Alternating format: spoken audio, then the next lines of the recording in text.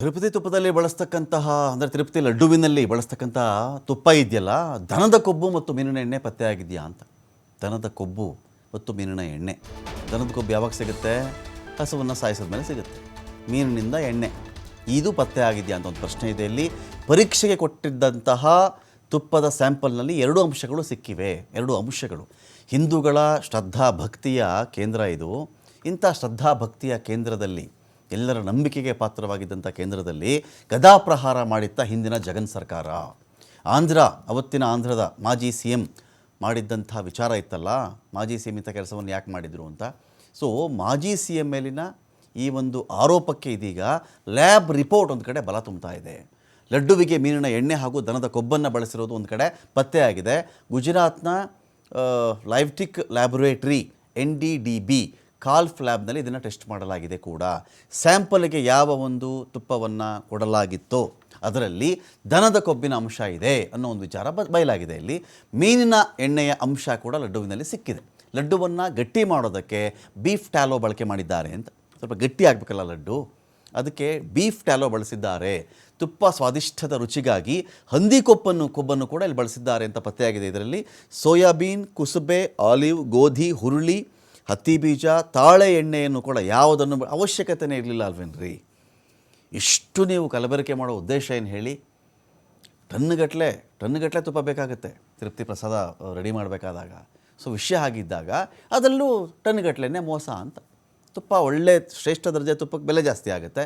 ಇಂಥದ್ದೆಲ್ಲ ಹಾಕ್ಬಿಟ್ರೆ ಹತ್ತಿ ಬೀಜದ ಎಣ್ಣೆ, ತಾಳೆ ಎಣ್ಣೆ, ಕುಸುಬೆ, ಆಲಿವು, ಗೋಧಿ, ಹುರುಳಿ, ಸೋಯಾಬೀನು, ಈ ಕಡೆ ದನದ ಕೊಬ್ಬು ಎಲ್ಲ ಚೀಪಾಗಿ ಸಿಗುತ್ತಲ್ಲ, ಮಿಕ್ಸ್ ಮಾಡಿಬಿಟ್ರಾ. ಎಂಥ ಆಘಾತ ರೀ. ಯಾರೇ ಎಷ್ಟೇ ವರ್ಷಗಳ ಹಿಂದೆ ಲಡ್ಡು ತಿಂದಿರಲಿ, ಅವರಿಗೆಲ್ಲ ಇವತ್ತಿಗೆ ಎಷ್ಟು ಗಿಲ್ಟ್ ಕಾಡುತ್ತೆ ಯೋಚನೆ ಮಾಡಿ. ಅಯ್ಯೋ, ನಮ್ಗೆ ಈ ಥರ ಯಾಮಾರಿಸ್ಬಿಟ್ರ ಇವರು ಅಂಥೇಳಿ. ಇಂಥ ಕೆಲಸ ಒಂದು ಧಾರ್ಮಿಕ ಶ್ರದ್ಧಾ ಕೇಂದ್ರದಲ್ಲಿ ಆಗಬೇಕಾಗಿತ್ತಾ? ತಿರುಪತಿ ಲಡ್ಡು, ನಿಮ್ಗೆ ಇದೊಂದು ಆಘಾತಕಾರಿ ವರದಿ ಇದೆ ನೋಡಿ. ಇಲ್ಲಿ ಇಡೀ ತಿರುಪತಿ ಲಡ್ಡುವಿನಲ್ಲಿ ಕೇವಲ 19% ಮಾತ್ರ ತುಪ್ಪ ಇದ್ದಿದ್ದು ಅಂತ. ಇನ್ನು 81 ಭಾಗ ಏನ್ರಿ ಕತೆ? ಇನ್ನು 81 ಭಾಗ ಇದ್ದಿದ್ದೇನು ಹಾಗಾದರೆ? ಇವೆ ಹತ್ತಿ ಎಣ್ಣೆ, ತಾಳೆ ಎಣ್ಣೆ, ಕುಸುಬೆ, ಹುರುಳಿ, ದನದ ಕೊಬ್ಬು, ಮೀನೆಣ್ಣೆ, ಮತ್ತು ಹಂದಿ ಕೊಬ್ಬು, ಇದನ್ನೆಲ್ಲ ಬಳಸ್ಕೊಂಡು ಒಂದು ಲಡ್ಡು ಮಾಡೋದಾ? ಬೀಫ್ ಟ್ಯಾಲೋ, ಲಡ್ಡು ಗಟ್ಟಿ ಮಾಡೋದಕ್ಕೆ ಬೀಫ್ ಟ್ಯಾಲೋ ಕೂಡ ಬಳಸಿದ್ದಾರೆ. ಸ್ವಾದಿಷ್ಟದ ರುಚಿ ಬರಲಿ ಅಂತೇಳಿ ಹಂದಿ ಕೊಬ್ಬನ್ನು ಬಳಸಿರೋದು ಇದರಲ್ಲಿ ಪತ್ತೆಯಾಗಿದೆ ಅಂತ ಹೇಳಿದ್ರೆ ಆಘಾತ ಅಲ್ವೇನ್ರಿ? ಅನೇಕ ಭಕ್ತರಿಗೆ ಏನನ್ಸುತ್ತೆ ಹೇಳಿ ಅದನ್ನು ತಿಂದಿರೋರಿಗೆ? ಈಗೀಗಂತೂ ನಿಮಗೆ ಉತ್ತರ ಭಾರತದಿಂದನೂ ಕೂಡ ದೊಡ್ಡ ಮಟ್ಟದಲ್ಲಿ ಭಕ್ತರು ಆಗಮಿಸ್ತಾ ಇರ್ತಾರೆ ತಿರುಪತಿಗೆ. ಹಾಗಾಗಿ ಇಡೀ ದೇಶಕ್ಕೆ ಮಾತ್ರ ದೇಶ ವಿದೇಶಗಳಿಂದ ತಿಮ್ಮಪ್ಪನ ದರ್ಶನಕ್ಕೆ ಅಂತ ಬರ್ತಾರೆ. ಒಂದೊಂದು ಲಡ್ಡು ಅಲ್ಲ, 100 ಲಡ್ಡು, 200 ಲಡ್ಡು, 500 ಲಡ್ಡುವನ್ನು ತೊಗೊಂಡು ಹೋಗೋರಿದ್ದಾರೆ. 50 ಲಡ್ಡು ತೊಗೊಂಡು 50 ಲಡ್ಡು 40 ಲಡ್ಡು ಮಿನಿಮಮ್ ಕೆಲವ್ರಿಗಂತೂ. ಅದು ಎಲ್ಗಿರಿ ಹೋಗಿದ್ರಿ ಅಂದರೆ ತಿರುಪತಿಗೆ ಹೋಗಿದ್ವಿ ಅಂತಾರೆ. ಎಲ್ರಿ ಲಡ್ಡು ಅಂತ ಕೇಳ್ತಾರೆ. ಅಕ್ಕಪಕ್ಕದ ಮನೆಯವರು ಕೇಳ್ತಾರೆ, ಫ್ರೆಂಡ್ಸು ಕೇಳ್ತಾರೆ, ನೆಂಟರು ಕೇಳ್ತಾರೆ. ನಿಜ ಅಲ್ವಾ? ತೊಗೊಳ್ರಿ ಲಡ್ಡು ಪ್ರಸಾದ. ಕೆಲವರು ಅದನ್ನೇ ಹೇಳ್ತಾರೆ, ತಿಮ್ಮಪ್ಪನ ದರ್ಶನಕ್ಕೆ ನೀವು ಹೋದಾಗ ಬರೀಗೆ ಇಲ್ಲಿ ಬರಬೇಡಿ, ಆ ಕಡೆಯಿಂದ ಲಡ್ಡು ತೊಗೊಂಡು ಬಂದು 4 ಜನಕ್ಕೆ ಕೊಡಿ, ಪುಣ್ಯ ಕಟ್ಕೊಳ್ಳಿ ನೀವು ಅಂತ ಹೇಳ್ತಾರೆ. ಅದೇ ಇರೋದು ವಾಡಿಕೆ, ಪ್ರತೀತಿ ಅಂತ. ಸೊ ಹಾಗಿದ್ದಾಗ ಈ ಥರದ ನಂಬಿಕೊಂಡಿದ್ದಂಥ ಲಡ್ಡುವಿನ ಮೇಲೆ ಜಗನ್ ಸರ್ಕಾರ, ಹಿಂದಿನ ಜಗನ್ ಸರ್ಕಾರ ಇಂಥ ಕೆಲಸ ಮಾಡಬಹುದಾಗಿತ್ತ ಅಂತ ನಮ್ಮ ಪ್ರಶ್ನೆ ಇದೆ. ತಿಮ್ಮಪ್ಪನ ಭಕ್ತರ ಭಕ್ತಿಯೊಂದಿಗೆ, ನಂಬಿಕೆಯೊಂದಿಗೆ, ಶ್ರದ್ಧೆಯೊಂದಿಗೆ ಚೆಲ್ಲಾಟ ಆಡಿಬಿಡ್ತಾ ಹಿಂದಿನ ಜಗನ್ ಸರ್ಕಾರ ಅಂತ.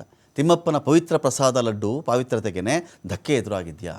ಕನಿಷ್ಠ 60,000ದಿಂದ 1,00,000 ಮಂದಿ ಭಕ್ತರು ತಿರುಪತಿಗೆ ಭೇಟಿ ಕೊಡ್ತಾರೆ. ಒಂದು ದಿನಕ್ಕೆ ತಿರುಪತಿನಲ್ಲಿ 3 ಲಕ್ಷ ಲಡ್ಡುಗಳನ್ನು ತಯಾರು ಮಾಡ್ತಾರೆ. ಲಡ್ಡುಗೆ 300 ವರ್ಷಗಳ ಭವ್ಯ ಇತಿಹಾಸ, ಅನ್ಮ್ಯಾಚ್ಡ್ ಟೇಸ್ಟ್. ಅದು ಅನ್ಮ್ಯಾಚ್ಡ್. ಯಾವ ಜಗತ್ತಿನ ಯಾವುದೇ ಸ್ವೀಟ್ನೊಂದಿಗೆ ತಿರುಪತಿ ಲಡ್ಡುವನ್ನು ನೀವು ಹೋಲಿಸುವುದಕ್ಕೆ ಸಾಧ್ಯನೇ ಇಲ್ಲ. ಯುನೀಕ್ ಟೇಸ್ಟ್ ಅದು, ಯುನೀಕ್. ಅಷ್ಟು ಮಹತ್ವ ಅದು, ಪವಿತ್ರ. ರುಚಿ ಅಷ್ಟೇ ಅಲ್ಲ ವಿಷಯ, ಇಲ್ಲಿ ಅದರ ಪಾವಿತ್ರತೆ ಇದೆಯಲ್ಲ, ಅದು ಇಂಪಾರ್ಟೆಂಟ್. ಲಡ್ಡುಗೆ 300 ವರ್ಷಗಳ ಇತಿಹಾಸ ಇದೆ.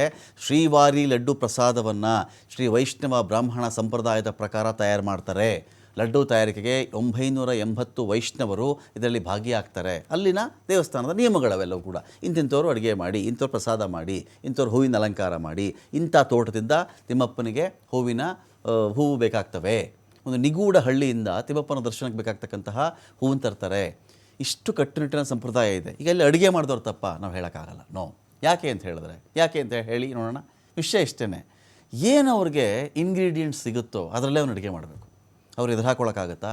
ಇದೇನು ರೀ ತುಪ್ಪ ಹಾಕೋ ಸರಿ ಇಲ್ಲ ಅಂತ ಹೇಳಿದ್ರೆ ಕೆಲಸದಿಂದ ಬೇಡ ಹೋಗು ಅಂತ ಕಳಿಸ್ತಾರೆ ಆಚೆಗೆ. ಯಾವ ಅವ್ರಿಗೆ ಮೂಲ ವಸ್ತುಗಳು ನೀವು ತಲುಪಿಸ್ತೀರೋ ಆ ವಸ್ತು ಇಟ್ಕೊಂಡೆ ಅವ್ರು ಅಡುಗೆ ಮಾಡಬೇಕು.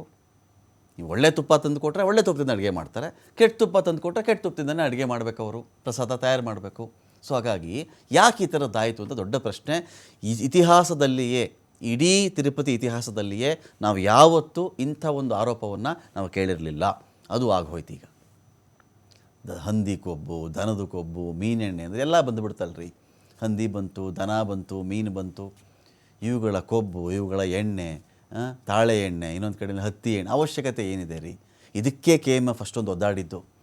ನಾವು ಯಾವುದೇ ಕಾರಣ ಕಳಪೆ ಪರವಾಗಿಲ್ಲ, ಕಳಪೆದೇ ಸಪ್ಲೈ ಮಾಡಿ ಅಂತ KMFಗೂ ಆಫರ್ ಬಂದಿತ್ತಂತೆ. KMF ಹೇಳ್ತು ನೋ, ಅಂಥ ಕೆಲಸ ನಾವು ಯಾವತ್ತಿಗೂ ಮಾಡಲ್ಲ, ಯಾವತ್ತಿಗೂ ನಾವು ಮಾಡಲ್ಲ, ಮಾಡೋದೂ ಇಲ್ಲ, ಮಾಡೂ ಇಲ್ಲ ಅಂತ. ನಾವು ಮಾಡಲ್ಲ ಅಂಥ ಕೆಲಸವನ್ನು. ನಾವೇ ಕಳಪೆ ಕೊಡೋಣ ಅಲ್ಲಿಗೆ. ನಮ್ಮ ಗುಣಮಟ್ಟದ ತುಪ್ಪ ಇದೇ ನಾವು ಅವತ್ತಿಂದ ಕೊಟ್ಕೊಂಡು ಬಂದಿರೋದು. ಕೃಷ್ಣದೇವರಾಯನ ಕಾಲದಿಂದನೂ ಕರ್ನಾಟಕ ಮತ್ತು ತಿರುಪತಿಗೆ ದೊಡ್ಡ ಸಂಬಂಧ ಇದೆ ರೀ. ಕರ್ನಾಟಕದೇ ಭಾಗ ಒಂದು ಕಾಲಕ್ಕೆ. ಸೊ ಇದೀಗ ಈ ಥರದ್ದು ಯಾಕಾಯಿತು ಅಂತ ಒಂದು ದೊಡ್ಡ ಪ್ರಶ್ನೆ ಇದೆ. ಹಾಗಾಗಿ ಈ ಕಲಬೆರಕೆ ಅಥವಾ ಫುಡ್ ಅಡಲ್ಟ್ರೇಷನ್ ಯಾಕಾಗುತ್ತೆ, ಈ ಥರದ್ದು ಮಾಡಬಹುದಾ, ಎಲ್ಲ ವಿಚಾರಕ್ಕೆ ಸಂಬಂಧಪಟ್ಟಂತೆ ನಾನು ಕೀರ್ತಿ ಕಿರಿಸಾವಿ ಅವ್ರನ್ನ ಮಾತನಾಡಿಸ್ತೀನಿ. ಆಹಾರ ತಜ್ಞರಿದ್ದಾರೆ ಅವರು. ಅದಕ್ಕಿಂತ ಮುಂಚಿತವಾಗಿ ಒಂದು ಬ್ರೇಕ್.